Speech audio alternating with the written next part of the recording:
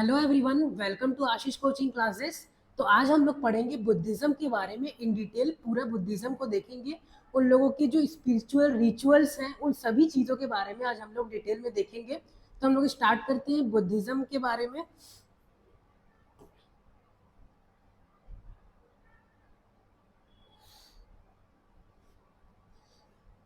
सबसे फर्स्ट हम लोग देखें तो बुद्धिज्म जो है वो कब आया, तो ये जो ईयर है वो एग्जैक्टली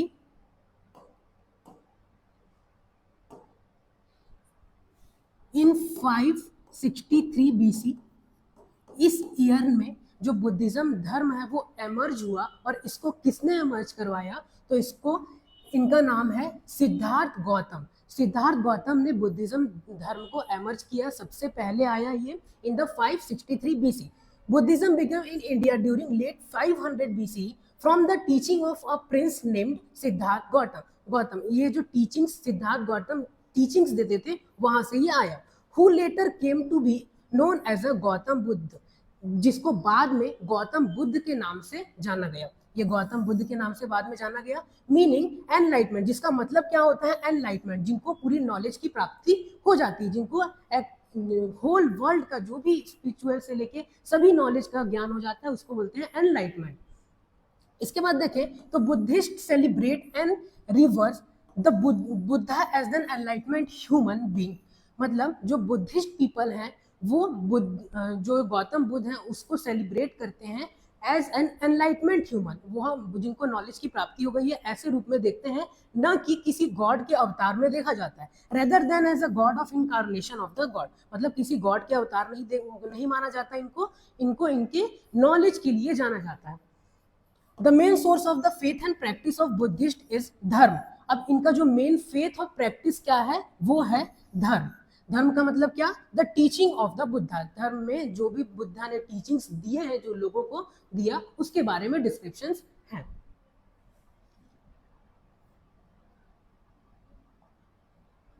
नेक्स्ट हम लोग देखते हैं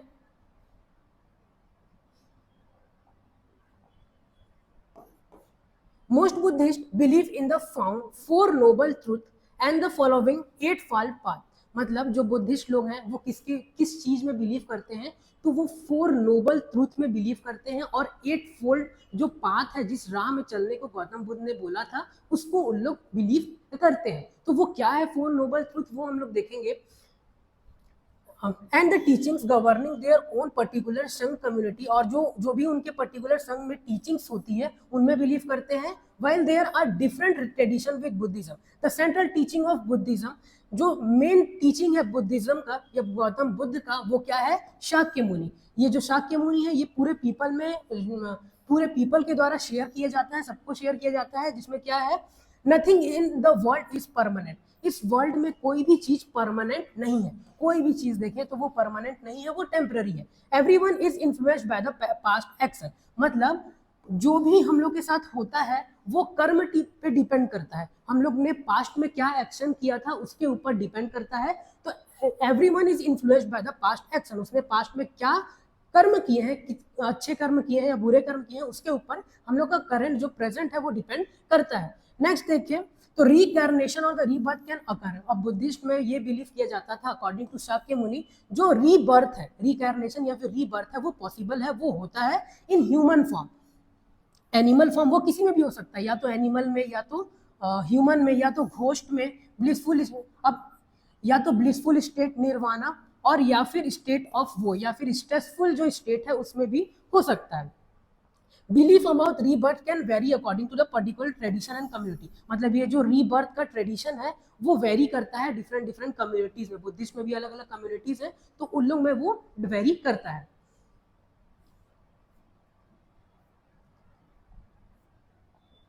इसके बाद देखते हैं what are the four noble truth. जो फोर नोबल ट्रूथ है वो क्या है, तो फोर नोबल ट्रूथ है वो है the eightfold path, the central teaching of all the school of Buddhism are based on the four noble. जो भी बुद्धिस्ट स्कूल में पढ़ाया जाता है, जो भी बताया जाता है, वो सब इस फोर नोबल ट्रूथ और एट फोल्ड्स में डिपेंडेंट है। वो क्या क्या है, तो life is subject to mental and physical suffering and frustration. दुख, मतलब सबके जीवन में दुख है, वो आता ही है। जो दुख एंड फ्रस्ट्रेशन है वो आता ही है, सबसे पहला पॉइंट। दूसरा, द ओरिजिन ऑफ कॉज और द दुख कैन बी अट्राइट टू सेल्फनेस। अब ये जो दुख है वो क्यों आता है, इसका जो रीजन है वो है कि कुछ इच्छा रखना, किसी इच्छे के कारण। कौन सा इच्छा, जैसे कि हम लोग वेल्थ को देख ले, पावर को देख ले, मनी, इन सभी इच्छा के कारण जो दुख है वो आता ही है। अब इसके कैसे हम लोग ओवरकम कर सकते हैं, तो द ओवरकमिंग ऑफ द दुख इज नोन एज निर्वाणा। जो ओवरकम हो जाते हैं दुख से उसको बोला जाता है निर्वाणा। निर्वाणा कैसा स्टेट है, it is a state of mind that transcends desire and suffering. मतलब ये जो निर्वाणा है उसको कैसे हम लोग हासिल कर सकते हैं, तो ये जो बुद्धा ने 8 फोल्ड बताया उससे हम लोग फॉलो कर सकते हैं। वन रीचेस द निर्वाणा, कि कोई भी रीच कर सकता है कैसे, इस जो 8 फोल्ड है इसी से। ये जो 8 फोल्ड है वो बहुत इंपॉर्टेंट है, ये 8 फोल्ड से ही रीच हो सकता है निर्वाणा, जहाँ पे माइंड जो है एकदम पीसफुली शांत हो जाएगा, जिसमें किसी भी चीज की इच्छा नहीं रहेगी, वो निर्वाणा से ही हो सकता है।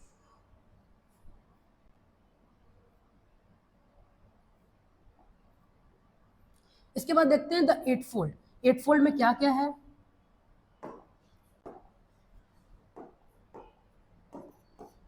तो 8 फोल्ड में द राइट अंडरस्टैंडिंग, मतलब अंडरस्टैंड होने की, एकदम सही अंडरस्टैंडिंग होना इंपॉर्टेंट है, जो सबसे पहला 8 फोल्ड है।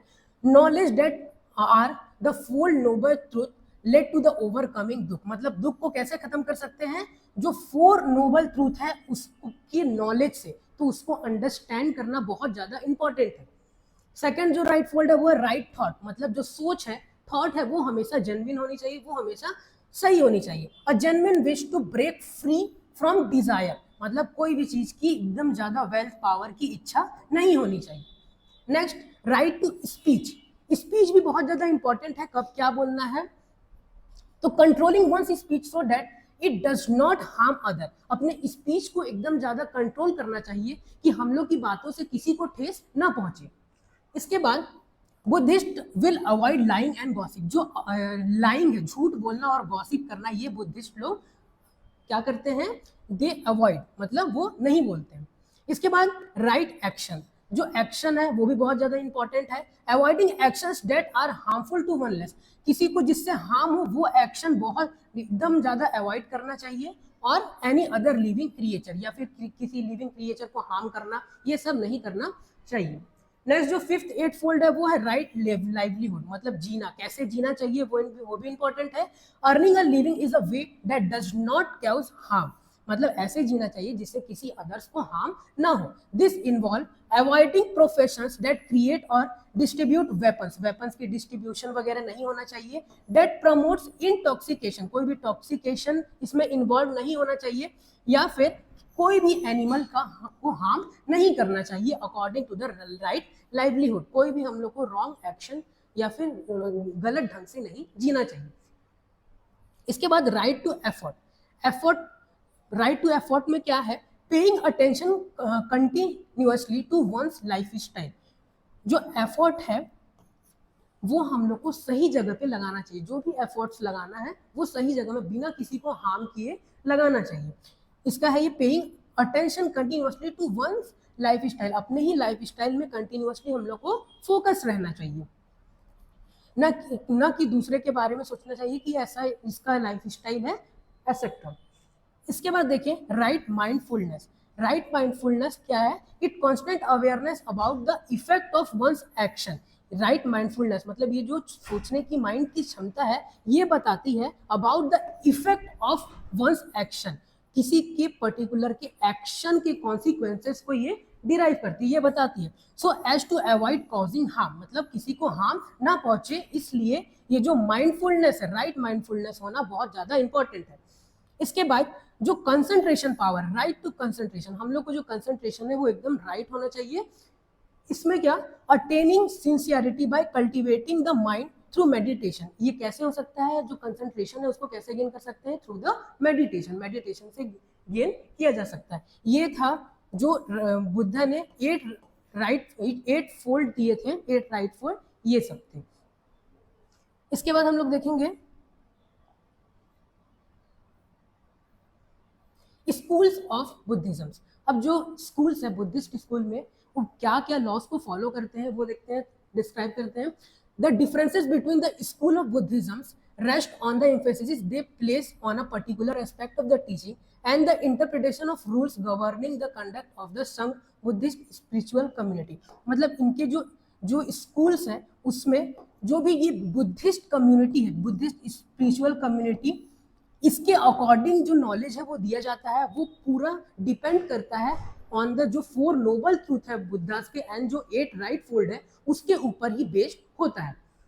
इसके बाद बुद्धिस्ट के जो स्कूल्स हैं उसमें थ्रेवाड़ा बुद्धिज्म, ये जो बुद्धिज्म है Theravada school adheres strictly to the original teaching of the Buddha. यहाँ पे जो बुद्धिस्ट के ओरिजिनल टीचिंग्स हैं उसको एकदम स्ट्रिक्टली फॉलो करवाया जाता है as content in the Pali canon. ये कौन से स्क्रिप्ट में है, इसका जो स्क्रिप्ट है वो पाली स्क्रिप्ट है। Emphasises the goal of personal salvation for the individual and the follower.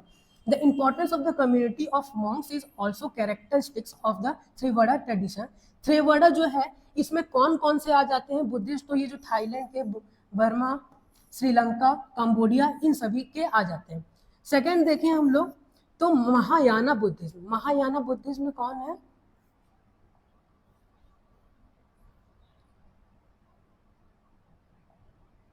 ये जो महायाना बुद्धिज्म है, the Mahayana school has less emphasis on the monastic code of the conduct and so lost formalistic. मतलब ये as compare to the Theravada Buddhist, ये as compare to this is, ये जो है वो ज्यादा स्ट्रिक्ट नहीं होता है।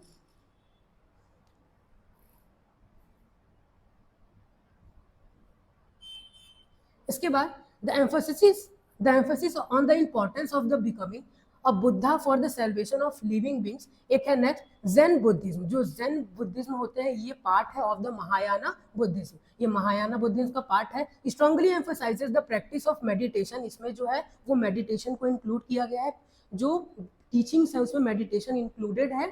और महायाना जो है वो कौन कौन सी बुद्धिस्ट कौन कौन से कंट्रीज में आ जाते हैं, तो ये है China, Japan, Vietnam and Korea, यहाँ पे महायाना बुद्धिस्ट फाउंड होते हैं। इसके बाद वज्रायना बुद्धिज्म। जो वज्रायना बुद्धिज्म है ये डिफर फ्रॉम द महायाना, ये महायाना से टोटली डिफरेंट है। It school in that places emphasis on developing the accepting a personal गुरु। इसमें जो है वो पर्सनल गुरु अपॉइंट किया जाता है, पर्सनल गुरु और the teacher.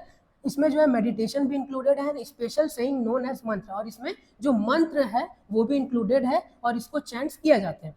Characteristics of the Vajrayana tradition. Vajrayana countries include, इसमें कौन कौन से कंट्रीज आ जाते हैं, जो तिब्बत, मंगोलिया, नेपाल, ये सब कंट्रीज इसमें आ जाते हैं। अब इसके बाद हम लोग बुद्धिस्ट कुछ प्रैक्टिसेस को देख लेते हैं, बुद्धिस्ट लोग क्या क्या प्रैक्टिसेस करते हैं। तो Buddhist practices has no prescribed dress code for the ordinary Buddhist. उन लोग का कोई भी पर्टिकुलर ड्रेस कोड जो है वो नहीं होता है। Buddhist monk shave their head, वो अपने हेड को पूरा शेव करते हैं। And wear a robe, robe जो है वो एक लॉन्ग क्लॉथ होता है। दैट इज यूजुअली, कोई भी कलर का सकता है, बेसिकली वो ब्राउन कलर का होता है। टैन, ऑरेंज, रेड, मैरून और द ग्रे, इन सभी कलर्स का होता है। और इनमें जो नन्स होती हैं, नन यूजुअली वियर अ ब्राउन, व्हाइट, ग्रे और अ पिंक रोब, ये ब्राउन, व्हाइट, ग्रे रोब को पहनती हैं। Regulation governing food depends on which branch of Buddhism is practiced and in what countries, मतलब different countries में ये कहीं कहीं वेरी करता है।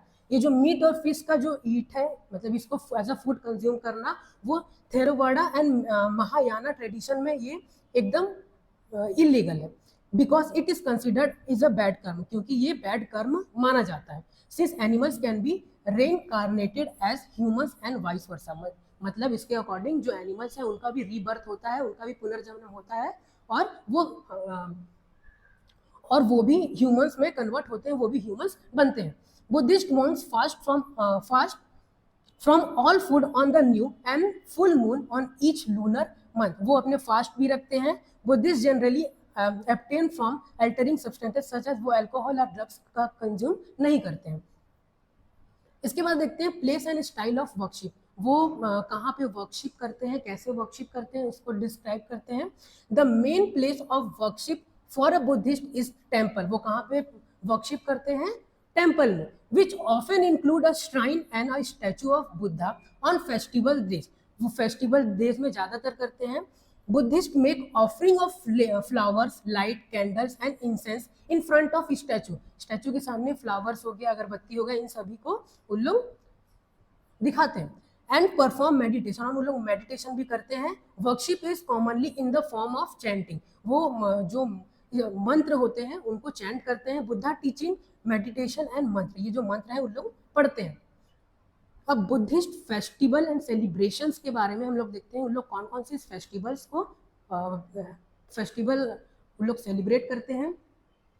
तो the dates and the way of festivals are celebrated vary between the countries, वो अलग अलग कंट्रीज में वेरी करता है। Buddhist tradition, most Buddhist use the lunar calendar, बहुत सारे जो बुद्धिस्ट है मैक्सिमम ऑफ वो लूनर कैलेंडर का उपयोग करते हैं।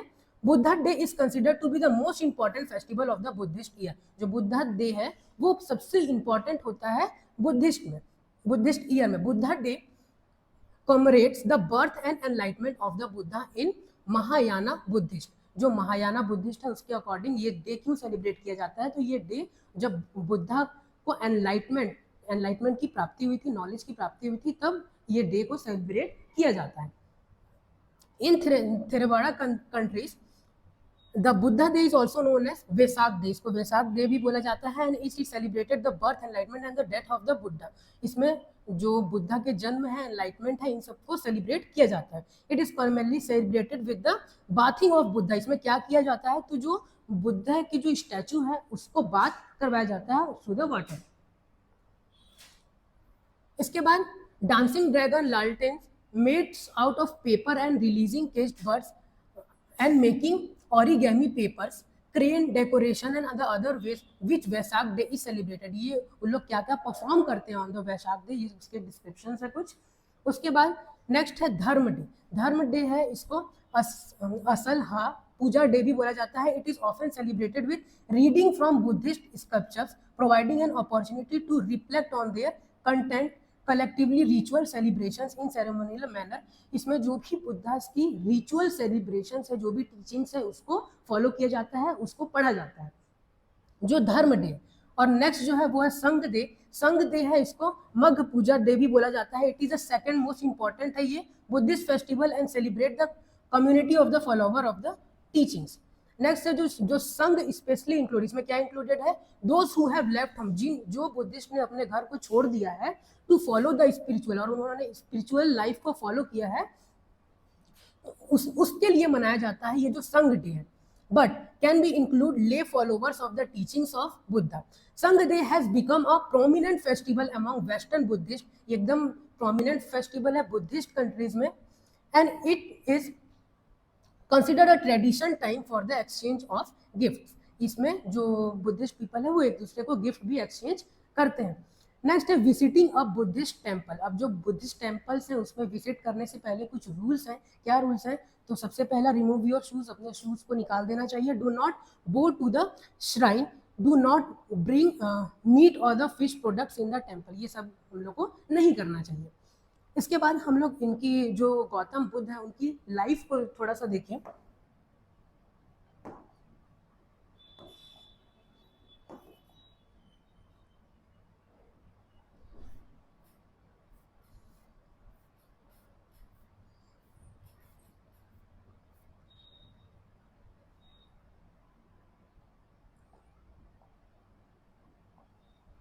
इनके लाइफ के बारे में हम लोग देखते हैं, तो इनके लाइफ में इनका नाम क्या था, सिद्धार्थ गौतम, इनका नाम था सिद्धार्थ गौतम। इनके जो फादर हैं उनका नाम शुद्धोधन था, और इनकी जो मदर है उनका नाम था महामाया। ये जो महामाया है इनकी मदर, जब ये 7 ईयर्स के थे तब इनकी डेथ हो गई थी, 7 ईयर में इनकी डेथ हो गई थी। और जब ये गौतम जब 19 ईयर्स की हुए तब इनकी शादी हुई, इनकी मैरिज हुई विद द यशोधरा, यशोधरा से इनकी मैरिज हुई थी। अब जब ये 29 ईयर्स के हुए तब इन्होंने अपने घर को छोड़ दिया था, और इनका एक सन भी हुआ था, इनका सन का नाम था राहुल। जब ये 29 ईयर्स के हुए तब इन्होंने एनलाइटमेंट नॉलेज की प्राप्ति के लिए अपने घर को छोड़ दिया था।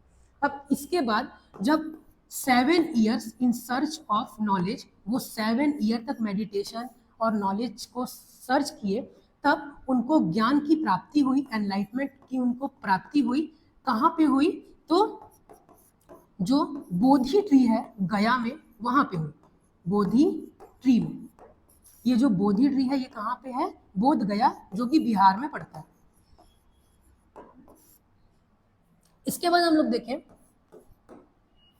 तो एट द एज ऑफ 80 इनकी डेथ हो गई,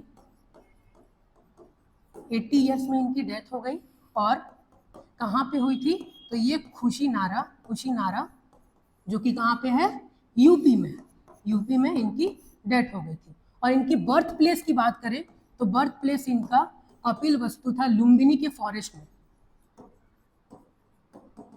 लुम्बिनी में नियर कपिल वस्तु, कपिल वस्तु में हुई थी, जो कि कहाँ पे पड़ता है? ये एग्जैक्टली नेपाल के पास में है, नेपाल, इन द नेपाल।